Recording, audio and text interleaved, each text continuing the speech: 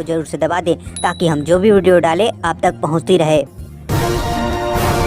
केंद्र का राज्यों को निर्देश, कहा लोगों और सामान के आवागमन पर न लगाएं पाबंदी। जी हां, देश में इस बीमारी के बढ़ते हुए मामलों के बीच केंद्र ने अनलॉक लागू कर दिया है, लेकिन कुछ राज्य में अब भी लॉकडाउन लागू है। इन परिस्थितियों में आवश्यक वस्तुओं की सप्लाई में और लोगों के आने जाने में किसी तरह की बाधा उत्पन्न न हो, इस बाबत पर केंद्र सरकार ने सभी राज्यों और केंद्र शासित प्रदेशों से बातचीत की है।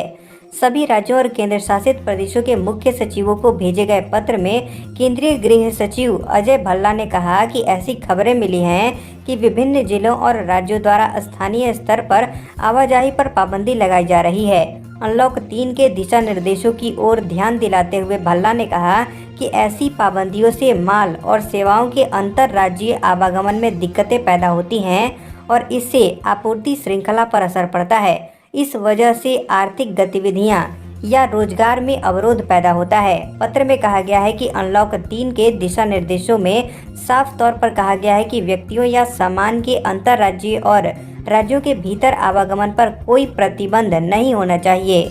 दिशा निर्देशों में यह भी कहा गया है कि पड़ोसी देशों के साथ समझौतों के तहत सीमा पार व्यापार के व्यक्तियों या सामान के आवागमन के वास्ते अलग से अनुमति, मंजूरी या फिर परमिट की जरूरत नहीं होगी।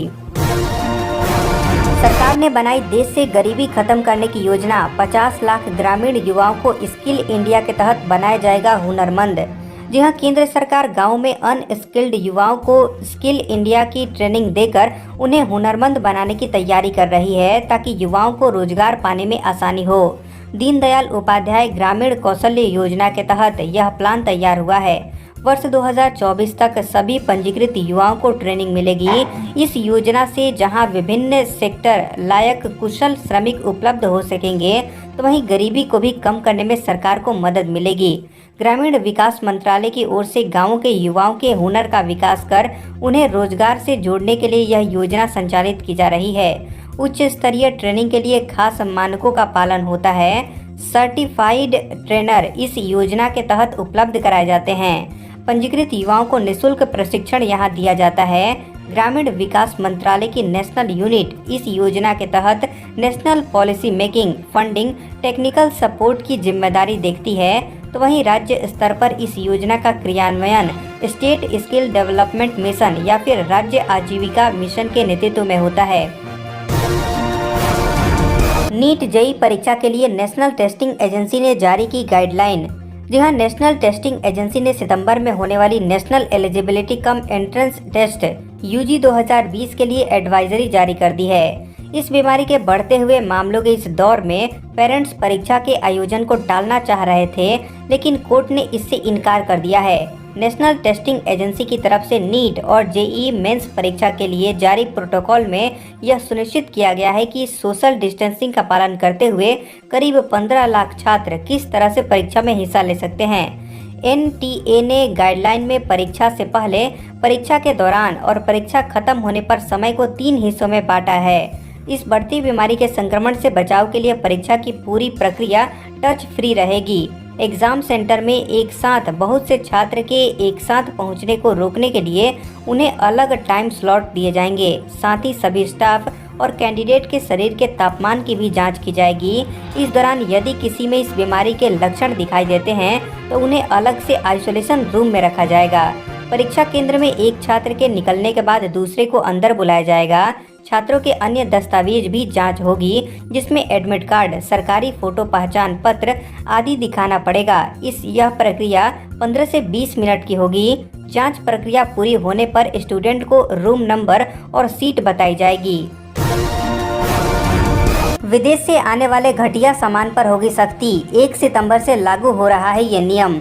जी हां, आने वाले वक्त में विदेश से आने वाले खिलौनों की एंट्री पर सख्ती होगी। दरअसल उपभोक्ता मामलों के मंत्री रामविलास पासवान ने कहा कि 1 सितंबर से आयातित खिलौने की अनिवार्य तौर पर क्वालिटी जांच होगी। इसके बाद ही भारत में प्रवेश की अनुमति दी जाएगी। मतलब ये है कि अगर कोई खिलौना सरकार के मानकों पर खरा नहीं उतरता है तो उसे रिजेक्ट किया जा सकेगा और वह ग्राहकों तक नहीं पहुँच पाएगा। रामविलास पासवान ने कहा कि खिलौने की अनिवार्य गुणवत्ता नियंत्रण मानक 1 सितंबर से लागू किया जाएगा। आयात की खेप से नमूना लेने और गुणवत्ता जांच करने के लिए प्रमुख बंदरगाहों पर भारतीय मानक ब्यूरो के कर्मचारियों को तैनात किया जाएगा। आपको बता दें कि भारतीय मानक ब्यूरो सरकार की एक प्रमुख एजेंसी है जो कि संबंधित मंत्रालयों के साथ समन्वय में क्वालिटी मानकों को तैयार करती है। CAIT ने कहा, IPL स्पॉन्सर ड्रीम 11 में लगा है चीन की कंपनी का पैसा, इससे आत्मनिर्भर भारत को लगेगा झटका। जी हां, खुदरा कारोबारियों के संगठन confederation of all India traders यानी कैट ने भारतीय क्रिकेट कंट्रोल बोर्ड यानी BCCI द्वारा आयोजित किए जाने वाले IPL क्रिकेट टूर्नामेंट को आत्मनिर्भर भारत और वोकल फॉर लोकल अभियान के लिए बड़ा झटका बताया है। संगठन ने IPL में चीन की कंपनियों के निवेश का जिक्र करते हुए कहा कि यह आयोजन आत्मनिर्भर भारत के आह्वान पर बड़ा आघात है। कैट ने एक बयान में कहा कि ड्रीम 11 कंपनी IPL की टाइटल प्रायोजक और 5 टीमों की सह प्रायोजक है।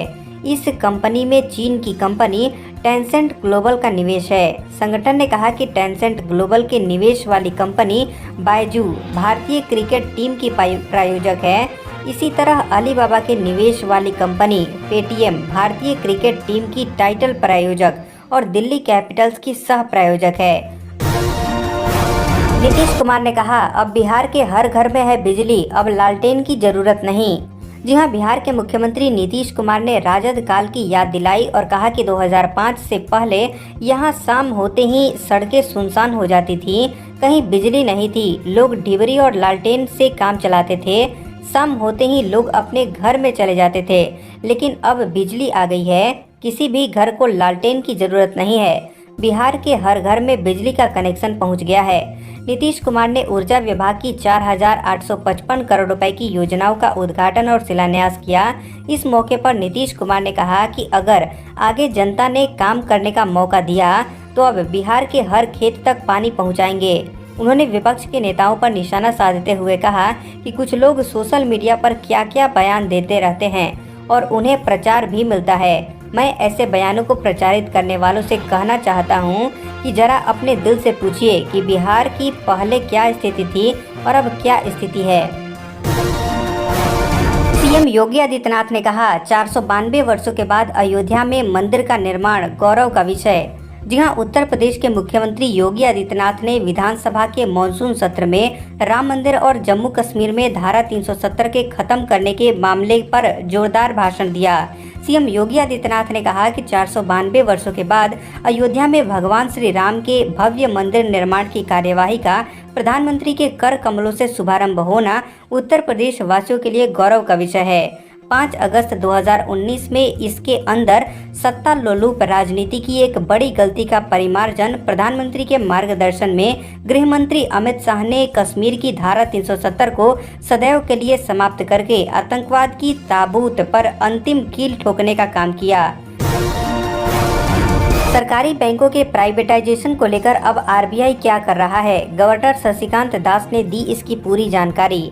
जी हां, इन दिनों कई सरकारी बैंकों के निजीकरण की बातें तेजी से हो रही हैं, जिसमें कहा जा रहा है कि केंद्र सरकार जल्द ही कई सरकारी बैंकों को प्राइवेट करने की तैयारी कर रही है। इन खबरों के बीच बैंकों के प्राइवेटाइजेशन को लेकर RBI गवर्नर शक्तिकांत दास ने एक इंटरव्यू में बताया कि पब्लिक सेक्टर बैंक को प्राइवेट करने का फैसला सरकार ही लेगी, लेकिन अगर सरकार राय मांगती है तो RBI जरूर अपनी राय देगा। RBI गवर्नर ने कहा कि कुछ लोगों का मानना है कि देश में क्रेडिट टू GDP रेशियो बहुत कम है, जिसे बढ़ाने की जरूरत है। भारत में ज़्यादा बैंक बनाए जाने के लिए फिट एंड प्रॉपर क्राइटेरिया का होना भी बहुत जरूरी है। RBI गवर्नर ने बताया कि बैंक बाकी एरिया की तरह नहीं है, बैंक डिपॉजिटर के पैसे पर बिजनेस करता है। उन्होंने आगे कहा कि हमने अभी एक इंटरनल वर्किंग ग्रुप बनाया है। किसी भी कॉरपोरेट को बैंक बनाने या फिर चलाने की अनुमति इंटरनल वर्किंग ग्रुप की रिपोर्ट आने के बाद ही दी जाएगी, जिसकी रिपोर्ट सितंबर महीने के अंत तक आएगी। अब हम अगले 24 घंटों के दौरान देश भर के संभावित मौसम पूर्वानुमान के बारे में बता रहे हैं। अगले 24 घंटों के दौरान गंगीय दक्षिणी पश्चिमी मध्य प्रदेश और गुजरात में मध्यम से भारी बारिश के साथ कुछ स्थानों पर बेहद भारी वर्षा हो सकती है। दक्षिण पूर्वी राजस्थान, कोंकण गोवा, उप हिमालयी पश्चिम बंगाल, सिक्किम और असम के कुछ हिस्सों में हल्की से मध्यम बारिश के साथ कहीं कहीं पर भारी बारिश होने की संभावना है। उत्तराखंड, हिमाचल प्रदेश, पूर्वी उत्तर प्रदेश, बिहार के कुछ हिस्सों, गंगीय पश्चिम बंगाल, झारखंड, छत्तीसगढ़, ओडिशा, आंध्र प्रदेश, विदर्भ, तटीय कर्नाटक और शेष पूर्वोत्तर भारत में हल्की से मध्यम बारिश हो सकती है। पंजाब के कुछ हिस्सों, हरियाणा, केरल, तेलंगाना, पश्चिमी उत्तर प्रदेश और जम्मू कश्मीर के कुछ हिस्सों में हल्की बारिश